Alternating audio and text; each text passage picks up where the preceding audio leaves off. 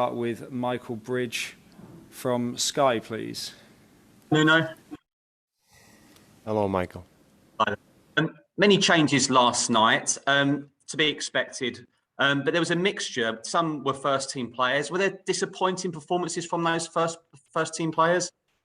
No. We have to be, fair to the judgment that we have on the performance yesterday. There were good things, there were bad things, but bad things that we have to analyze. I already saw the game, so we analyzed. There were situations that it has to do with the team, not individual. It has to do with the process. It has to do with players that it was the first game that they play for Spurs, players that arrived later, young players. So all these things, we have to be very fair on the judgment that we make on the players. But the decision was made because we need all the players to step up and increase the levels of fitness, because we're gonna need all the players in the future, in the near future. Nuno, I saw you on Sunday. I was in the stadium, and you actually looked genuinely emotional at the reaction you got from Spurs fans on Sunday against City.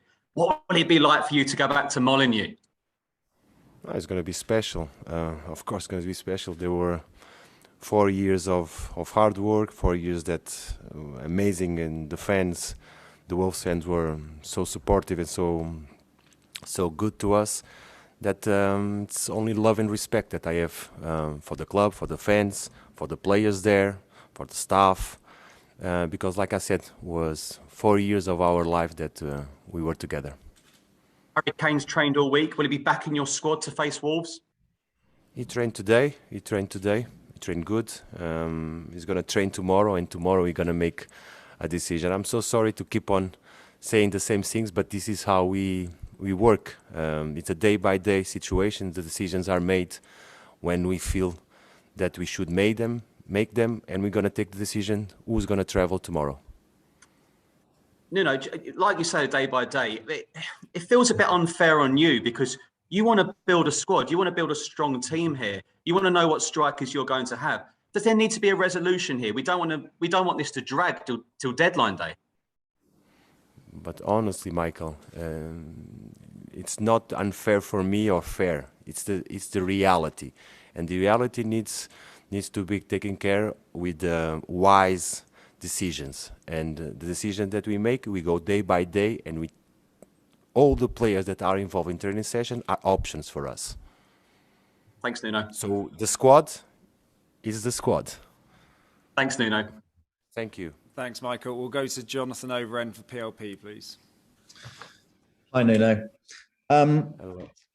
Your visit to Wolves, no one knows Wolves better than yourself. What's the best way to play Wolves, your former club? I don't agree with you. In these moments, it's not. I'm not the one that knows Wolves better. Bruno is the one that knows Wolves better. I know very good Tottenham Hotspur squad. So what we expect is a tough match, because we're going to face a tough opponent. What have you learned the most? You've only been in the job such a short time, but what do you feel you've learned the most in those few weeks? It's not that I learn, it's that I realize that we need to work very hard, because the expectations and the standards are very high. So we'll require all that we have, all that we have, the best.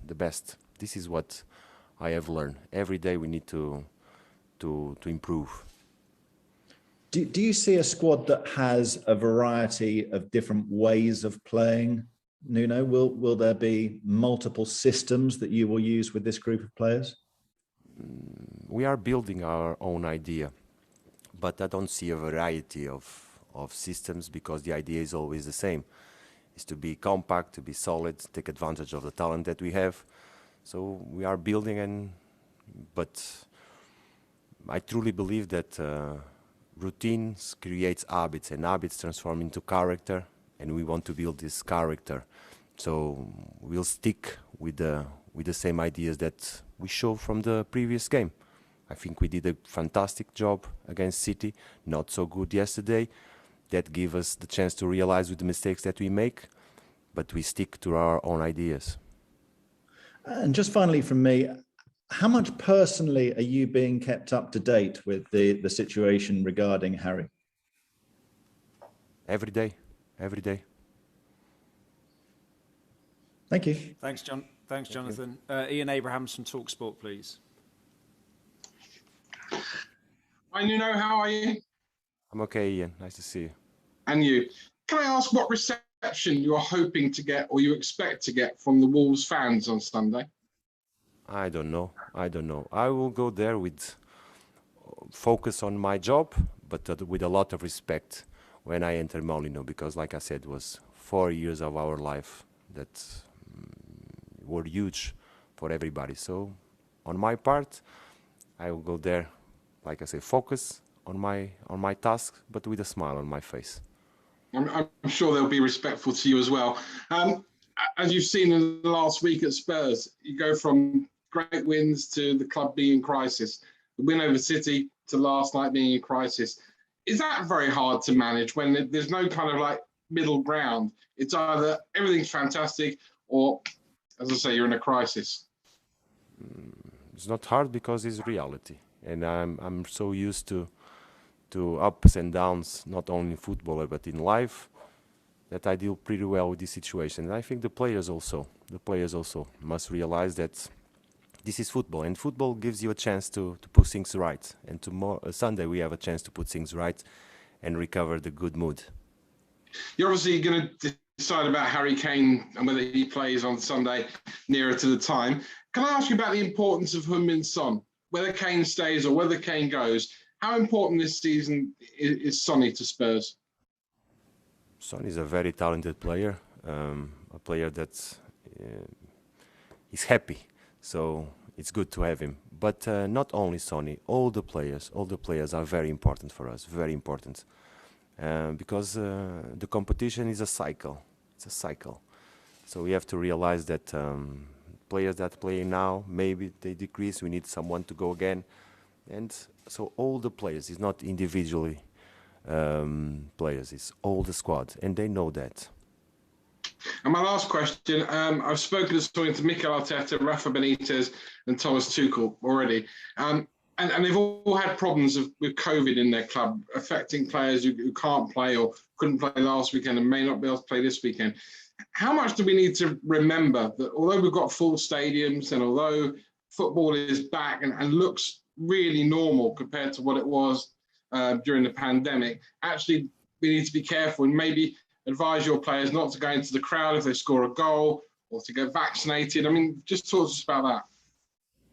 Yeah, the pandemic is still with us, and we are learning to live with that. But I think the vaccine is I respect all the personal choices. I think each one of us should decide, but I'm in favor of the vaccine, and I should all the players to get the vaccine. That allowed maybe this freedom of when the players want to celebrate. Maybe doesn't mean that you are totally out of contracting the virus, but it gives you more safety. So I'm truly in favor of the vaccines. But to control now that fans are back, it's very difficult to control the emotions of the players.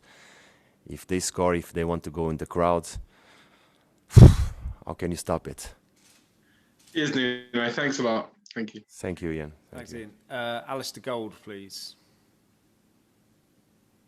Hello again, Nuno. How are you? Hello. You're right. You arrived very late. Yeah, I can imagine. How's Christian Romero feeling after his kind of first full 90 minutes? He looked like towards the end of the game he was maybe holding his knee a bit and having a bit of pain with it. Yeah, I think it was due to fatigue. It was his first game in a while. He played 90 minutes intense. The first half, but especially the second half, where we were unbalanced. That required a lot of situation from our defenders. But I think it was due to fatigue. He's well today. He's recovering and taking the normal procedure, but he's okay. And can I just ask you? I think I understand Ian Cathro stayed back in the UK to train the players that were here. Is that something you're going to do going forward if you progress into the group stages? No, I don't know. I don't know that. The decision was made basically because, look, I think you arrive also very late. I arrive at 4 o'clock in the morning, so I think I didn't sleep.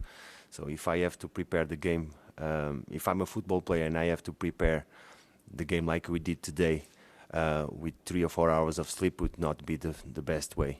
So Ian had a nice night of sleep. The players that stay here have a nice night of sleep. So this was one of the main reasons. But I don't know for the future. For example, next week we have a similar schedule, but we're going to be in the building. We're going to be here. We don't have to be 8 hours in traveling in the plane and all these things. So this accumulation of traveling produces a lot of fatigue on the players, and that's what we try to avoid. And just one last one for me, only because obviously he went off injured as well. Cameron Carter-Vickers, how's he doing? Yeah, not good. Unfortunately, not good. Not good. He twisted his ankle. It doesn't look good. Okay. Do you think it's a sprain or a severe sprain or maybe worse? I don't know. We're gonna have the doctor. He's gonna be doing a scan and all these things, but it doesn't look good. And this is the worst thing that could happen to us. Thank you, Nuno. Thanks, Ali. Rob Ellis from Stats Perform, please. Hi, Nuno. I wanted to ask you about Hugo Lloris. It's his 300th Premier League game for the club this weekend. What have been your impressions of Hugo since you joined the club? And where would you put him in terms of the best goalkeepers that you've worked with? I think it's a fantastic achievement to play 300 games for a club. It shows the loyalty, shows the respect. And this is Hugo every day. Since we arrived, he's been preparing himself. He played a good game against City. He's the captain of the club, so huge achievement. In terms of what you ask, I've been fortunate, lucky to have a lot of good goalkeepers in our teams. A lot of them, yeah. Thank you. Thank you. Perfect. Jonathan Veal, please. I don't know. Just away from the Harry Kane situation, are you expecting any other players to leave the club before the end of the transfer window? I don't know. I cannot answer that. We all know that with the transfer window open, anything can happen. Okay. And it's just been a week since I asked about Tanguy and Ndombele. Has his situation changed at all? Is he any closer to perhaps, getting your plans? He was not part of the squad in the Conference League because he was not included in the list. But I will be honest with you. No need. Tanguy is not going to be involved on Sunday. Okay. And just on Joe Rodon, obviously he had that injury. Is he going to be fit? Unfortunately, no. No. Okay. Thank you.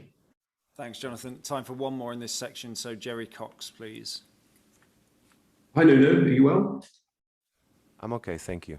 Thank you. Good. Raul Jimenez is a player you obviously know very well. He got that sickening injury last year.